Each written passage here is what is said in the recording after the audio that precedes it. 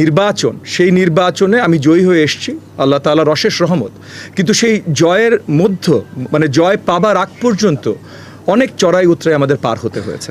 আমাদের প্রতিপক্ষ যারা ছিলেন তারা বিভিন্নভাবে অনেক প্রচেষ্টা করেছেন, চালিয়েছেন কেন্দ্র দখল করার। অনেকগুলো কেন্দ্র তারা দখল করতে গেছেন, কিছু কেন্দ্রে তারা দখল করতেও সক্ষম হয়েছেন সাময়িক সময়ের জন্য। সাময়িক সময় যতক্ষণ পর্যন্ত, এবং আমি আবার প্রথমেই ধন্যবাদ জানাই আইনশৃঙ্খলা বাহিনী, আর্মড ফোর্সেস যারা টহলে ছিল তাদের সকলকে, কারণ তারা সকল দায়িত্ব সঠিকভাবে পালন করেছে। দর্শক, মামুনুল হকের যে কোনো সময় গ্রেপ্তার হওয়ার সম্ভাবনা রয়েছে, কারণ ববি হাজ্জাজ তার নামে একটি মিথ্যে মামলা দিয়েছে। এজন্য যে কোনো সময় তাকে পুলিশ আটক করে নিয়ে যেতে পারে। এবং এই জায়গায় মামুনুল হক বলেছেন পুরনো ভোট বাছাই করলে সে 5000 ভোটে আবার জিতে এমপি হবেন। এই নিয়ে বর্তমানে দুজনের ভিতরে ব্যাপক লড়াই চলতেছে। তাহলে দর্শক চলেন আমরা তাদের দুটি ভিডিও দেখে আসি, যেখানে তারা কি বলেছেন এবং কি নিয়ে তাদের ভিতরে এই তর্ক বিতর্ক শুরু হয়েছে। কিন্তু তার আগে আমাদের ভিডিও ভালো লাগলে আপনারা একটি লাইক এবং একটি সাবস্ক্রাইব করে আমাদের পাশে থাকুন পরবর্তী ভিডিও পেতে। তো চলেন শুরু করা যাক। সারাদিন স্বচ্ছ পরিবেশ দেখানো হয়েছে, সারাদিন পরিস্থিতি শান্ত রাখা হয়েছে, কিন্তু ভোট গণনার সময় মূল সময়টায় যা করার তাই করে দেওয়া হয়েছে। এখানে ওভাররাইডিং করে যেই পরিমাণ ভোট বাড়ানো হয়েছে সেটা এবং যেই পরিমাণ ব্যালট বাতিল করা হয়েছে, এই দুটো যুক্ত করলে আমার ধারণা যে 5000 ভোটের ব্যবধান আমার পক্ষে হবে। আমরা তখন সেইভাবে প্রোটেস্ট করতে পারি নাই, আমাদের রিপ্রেজেন্টেটিভ ছিল না, প্রোটেস্ট করার তো সেখানে প্রশ্নই আসে না। আর যেখানে রিপ্রেজেন্টেটিভ ছিল তারা সেই স্পেসটা পান নাই এবং আমাদেরকে সেভাবে অ্যালাউ করা হয় নাই। এই জাতীয় কারণে আমরা এটা অভিযোগ করতে পারি নাই। আমরা পরবর্তীতে এখানে এসে আমরা অভিযোগ করেছি এবং এখনো আমরা লিখিতভাবে এখানে আমাদের অভিযোগ দায়ের করলাম। আমরা এটাকে সর্বশেষ পর্যায় পর্যন্ত এই লড়াইটা চালিয়ে যেতে চাই, কারণ যারা ভোট প্রদান করেছে তারা ভুল করলো কি করলো না সেটা যেরকম বিবেচ্য বিষয়, এখানে নির্বাচন কমিশনের ফলটা কি সেটা তো আমাদের বের করা দরকার। যদি নির্বাচন কমিশনের ভুলের কারণে কোনো ত্রুটি হয়ে থাকে, এর দায় কেন আমার ভোটার নেবে? আসবার জন্য আমি অপপ্রচার নিয়ে চিন্তিত না। কেউ আমার নামে মিথ্যা প্রচার করছে, মিথ্যা বলছে, সেটা নিয়ে আমি চিন্তিত না, কারণ আমাদের অনেক কাজ আছে। কিন্তু কাজ রিলেটেড আজকে আপনাদের সম্মুখীন আসা, বিকজ 12ই ফেব্রুয়ারি আমাদের আকাঙ্ক্ষার নির্বাচন, সেই নির্বাচনে আমি জয়ী হয়ে এসেছি, আল্লাহ তাআলার অশেষ রহমত। কিন্তু সেই জয়ের জয় পাবার আগ পর্যন্ত অনেক চড়াই উতরাই আমাদের পার হতে হয়েছে। আমাদের প্রতিপক্ষ যারা ছিলেন তারা বিভিন্নভাবে অনেক প্রচেষ্টা করেছেন, চালিয়েছেন কেন্দ্র দখল করার। অনেকগুলো কেন্দ্র তারা দখল করতে গেছেন, কিছু কেন্দ্রে তারা দখল করতেও সক্ষম হয়েছেন সাময়িক সময়ের জন্য। সাময়িক সময় যতক্ষণ পর্যন্ত, এবং আমি আবার প্রথমেই ধন্যবাদ জানাই আইনশৃঙ্খলা বাহিনী, আর্মড ফোর্সেস যারা টহলে ছিল তাদের সকলকে, কারণ তারা সকল দায়িত্ব সঠিকভাবে পালন করেছে। ভোট প্রক্রিয়া নিয়ে মামুনুল হক ক্ষোভ ঝাড়লেন সব নেতাকর্মীদের সামনে। তিনি নিজের মুখেই সবকিছু বললেন। ববি হাজ্জাজ মামুনুল হকের নামে মিথ্যে মামলা দিয়ে এখনো তার উপর অনেক ষড়যন্ত্র করতেছে। তাহলে কি মামুনুল হকের অবস্থাও দেলোয়ার সাঈদীর মতো হতে যাচ্ছে? শেখ হাসিনা দেলোয়ার সাঈদীকে যেভাবে অত্যাচার করে মেরেছে, তাহলে কি মামুনুল হকের অবস্থাও সেই একই রকম হবে? দর্শক চলেন মামুনুল হক মিথ্যে মামলার পরের দিন রাতে লাইভে এসে কি বললো সেটা আমরা একটু দেখে আসি। যে আজকে আমাদের ঢাকা 13 আসন, মোহাম্মদপুর আদাবর শের বাংলানগর,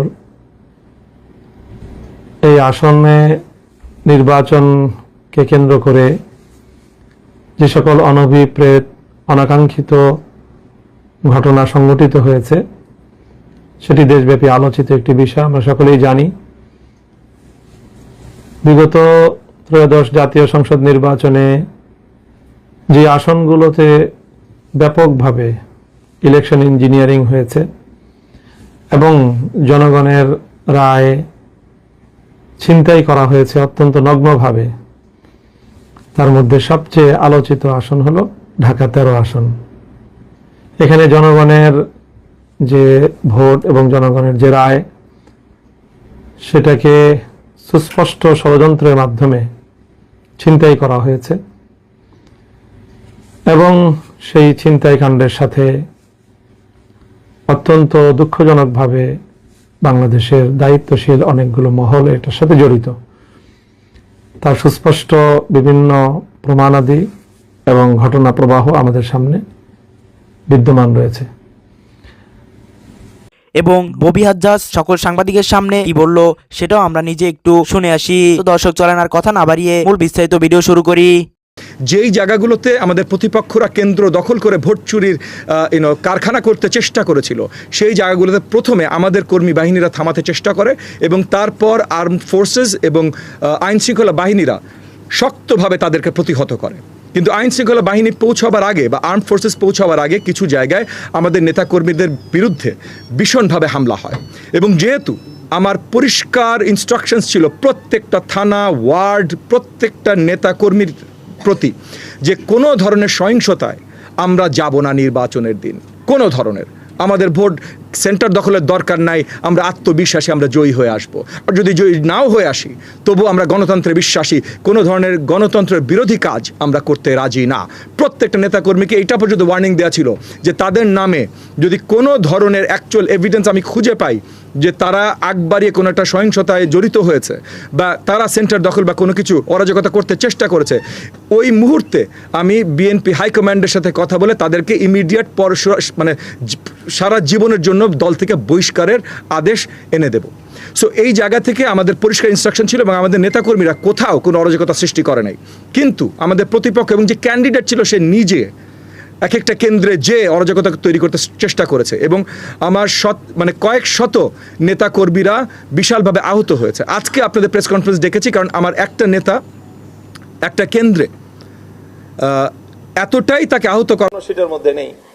এটা হলো দ্বিতীয় কথা। এতে প্রমাণ হয় যে পরিকল্পিতভাবে ভোট গণনার শেষে একজন প্রার্থীর ভোট বেশি দেখানোর জন্য সেখানে পরবর্তীতে সেটাকে ওভাররাইটিং করে ওটাকে বৃদ্ধি করে দেখানো হয়েছে। তৃতীয় অভিযোগ হলো যে নির্বাচন কমিশন যে ব্যালট পেপার দিয়েছে সেই ব্যালট পেপারে 9 জন প্রার্থী হওয়ার কারণে দুইটা কলামে, একটা কলামে 5টা রোতে 5 জন আর একটা কলামে 4টা রোতে 4 জন।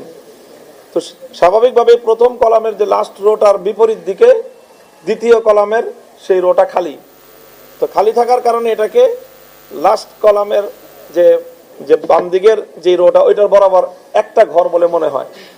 একটা ঘর বলে মনে হওয়াতে গণভোটের মধ্যে যেরকম হ্যাঁ না বাম পাশে লেখা ছিল, সিল মারার জায়গা ডান পাশে ছিল খালি জায়গা। তো ঠিক ওরকম একইভাবে যদি কেউ চিন্তা করে থাকে গণভোটের মতো করে যে বাম পাশে প্রার্থী এবং প্রতীক, ডান পাশে তার খালি ঘর, সেখানে তাকে সিল মারতে হবে। তো সেইভাবে সিল মেরেছে প্রচুর ভোটার, এটা আমাদের কাছে প্রুফ আছে যে অনেক ভোটার সেখানে সিল দিয়েছে এবং প্রতিটা ভোট কেন্দ্রে এই পরিমাণ ভোট এই কারণে বাতিল হয়েছে যেটার সংখ্যা আমাদের সাথে যদি যুক্ত করা হয় আমরা অনেক ব্যবধানে আমরা এখানে বেশি ভোট পাই। তো আমাদের কাছে এটা প্রমাণ রয়েছে যে নির্বাচন কমিশনের পক্ষ থেকে অন্য আসনে যেরকম ঢাকা 8 আসনের